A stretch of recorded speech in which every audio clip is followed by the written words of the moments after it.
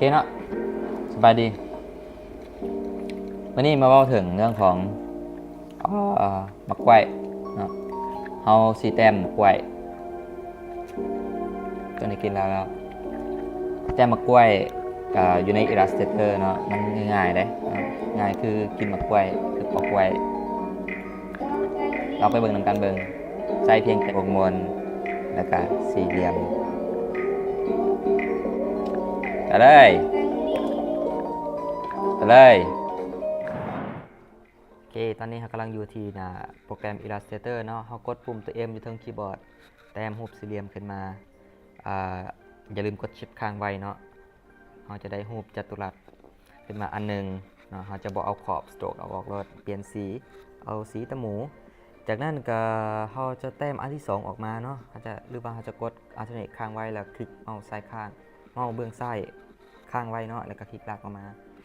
เอากดปุ่มตัว A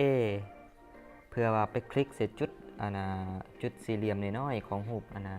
จัตุรัสเนาะแล้วก็เพื่อว่าย้ายออกมาให้เป็นลักษณะคือรูปคางหมูเนาะมันจะเป็นลักษณะนี้ตัวนี้จะเป็นหัวขวัญของมะกล้วยแล้วเขาก็จะเป็นสีเข้มนิดนึงเพื่อว่าให้มันคือมีมิติเนาะมันจะเป็นสีเข้มสีจางนิดนึงต่อมาเราจะก๊อปมาอันที่2ก๊อปสี่เหลี่ยมออกมาจัตุรัสเนี่ยแต่ตัวนี้ค่อนข้างใหญ่น้อยหนึ่งเนาะเพราะว่าจะเป็นตัวขอบเขตให้เขารู้ว่ามะกล้วยเขาสิใหญ่ซ้ำใดถัดมาเขาสิใส่วงมนเนาะมาขีดอ้อมไว้เอาประมาณซ้ำนี้เนาะเอามาเรียงกันเนาะอาจจะเปลี่ยนสีนิดนึงเพื่อเห็นความแตกต่างอันนี้เป็นวงมนตอนนี้ขั้นตอนสำคัญก็คือว่าเราต้องย้ายวงมนนี่ให้มันแปะกับหัวขวัญมะกล้วยให้มันเบิ่งคือว่ามันเป็นเส้นโค้งขักแน่เนาะแล้วก็ก๊อปมาอันที่2ขยายใหญ่ขึ้นเนาะ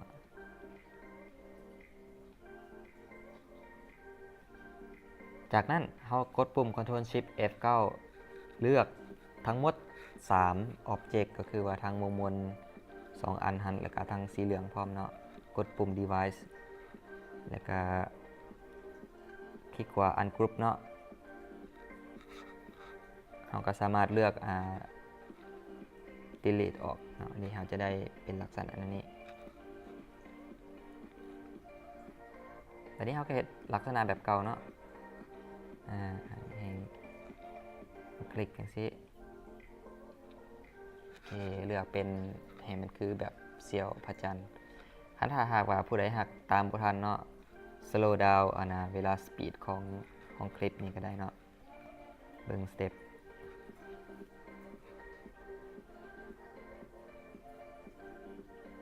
เราจะใช้เทคนิคแบบเก่าเนาะกลับไปกลับมานี่แหละเพียงแต่เอาวงมนมาเรียงกันให้เป็นคือรูปเสี่ยวพระจันทร์แล้วก็กดปุ่ม device เลือกคลิกว่า ungroup แล้วก็ delete สิ่งที่บ่ต้องการออกเนาะจากนั้นเขาจะเปลี่ยนสีขั้นตอนการเปลี่ยนสีอย่าลืมเนาะไปเข้าเมนู food เลือก fruit เราจะได้สีอาหารเศษสีอาหารที่แบบว่ามันคือกันกับหมากใหม่เนาะเรียบร้อยแล้วเราได้ละมากกว่าหนักหนึ่งเนาะขั้นตอนต่อไปก็คือการเก็บความรายละเอียดน้อยนึงเส้นว่าปลายมะกล้วยมันจะโบแหลมเนาะเราจะตัดออกเราจะเอาสี่เหลี่ยมมาเห็ดเป็นหัวขวัญปลายมะกล้วยอาจจะหย่อน้อยนึงปินซ้ายปินขวาอาจจะใช้เทคนิคของการ Copy มาก็ได้เนาะหรือว่าสิแต้มเส้นมาขีดขันรูปสี่เหลี่ยมก็ได้เอาเห็ดตัวนี้เพื่อว่าเราสิ Device ออกเป็น2ส่วนหนึ่งเขาจะใช้สีธรรมดาสีหลักเนาะส่วนที่2ก็คือว่าใช้เป็นสีเข้มเลยแล้วแต่เนาะเราสิตัดปลายมะกล้วยคือกันก็เอาเส้นมาขีดขันแล้วกดปุ่ม Device Ungroup มันเนาะได้แล้วมะกล้วยหมักหนึ่งเนาะวันนี้เราก็ select ทั้งหมดเนาะ select ทั้งหมดเราจะ copy ออกมาเป็น2อันกด alternate ข้างไว้คลิกเมาส์ซ้ายข้างลากออกมาเนาะปิน rotate แล้วก็ซูมออกซูมเข้าจัดตำแหน่งให้ได้ตาม สิ่งที่ว่าเขาต้องการเนาะมันงามแล้วก็โอเคละเขาอาจจะเหลือปลายนิดหนึ่งเนาะปลายนิดหนึ่งที่มันสวดออกมาเขาก็เล็มได้เฮ็ดจังไดก็คือว่าไปกดปุ่มตัว A อยู่คีย์บอร์ดหันเนาะเพื่อว่าเฮาสิย้ายจุดเด็เฮาย้ายไปต้องแม่นตัว A เท่านั้นเนาะหรือว่าลูกศรที่เป็นสีขาวอยู่เครื่องมือทูลหันเนาะ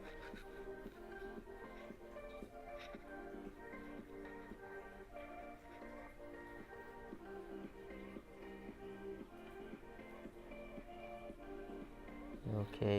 เรียบร้อยละอันนี้ก็คือเป็นหมากกล้วยอันหนึ่งเราสามารถเห็นเป็นโลโก้เป็นไอคอน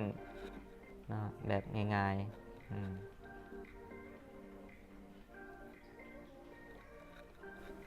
โอเคบัดนี้เราจะมาใส่text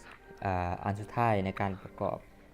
โลโก้ที่เราเห็นเนาะเรามีแต่พิมพ์ตัวที่อยู่คีย์บอร์ดแล้วก็คลิกเขียนฉบับเปิดจากนั้นเราก็สามารถเปลี่ยนสีเราไปเข้าบนเมนู Effect เลือก 3D Extrude แล้วก็ติ๊กถือสบอน Preview เนาะกดโอเคได้เลยเปลี่ยนสีเขาขึ้นมาเพียงเท่านี้เขาก็จะได้คำว่า Banana เนาะ Copy ออกมาอันที่ 2 พิมพ์ภาษาลาวมากวายแล้วก็เปลี่ยนฟอนต์เนาะโอเคเขาได้ละเนาะอันนี้เป็นโลโก้ง่ายๆที่ว่าเฮ็ดจากวงมนสี่เหลี่ยมประกอบกันเป็นหมากกล้วยหน่วยหนึ่ง2 หน่วยหวังว่าจะได้เทคนิคเล็กๆน้อยๆจากคลิปนี้เนาะอย่าลืมติดตามช่อง YouTube Channel Tiny Class by นิรันดร์กุลเนาะโอเคบาย